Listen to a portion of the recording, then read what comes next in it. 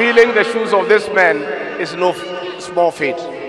You see, one would wonder, who is this man leading East Africa's largest economy?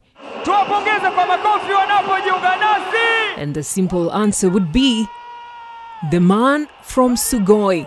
The one and only William Ruto. Correct.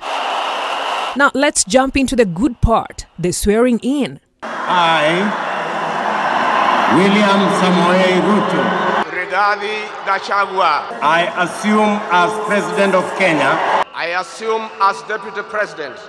Well done, gentlemen. A new president, Dr. William Ruto, we call him the fifth lately, and a new deputy president, Rigathi Gachagua, who now has a famed social media title, the RG. That I would very gently... Hold on.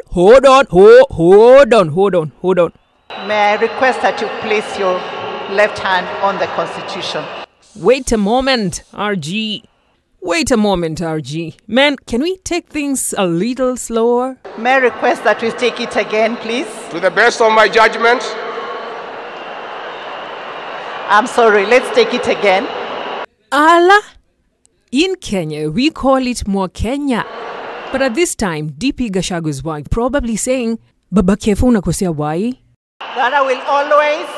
That I'll always truly and diligently. But anyway, that was just a small hiccup that ended well finally. So help me God. Tumpongeze kwa makofi. You want another rap? President Yoweri Kaguta Museveni.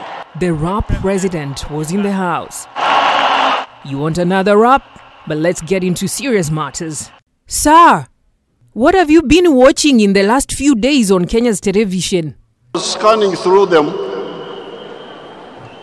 but I watched something called KTN News Chivumbi. Sevo, it looks to me that Chivumbi is not pleasing you, sir. Now, in this Chivumbi, they were talking mainly about sharing power and sharing resources. And it was time for the new president to leave. The ceremonial Land Cruiser was in waiting. He, the fifth, could not hide his joy. Indeed, a moment of great pride witnessing a peaceful transfer of power. Much appreciation to the outgoing president, Uhuru Kenyatta. Wanjiro Minor for the light moment.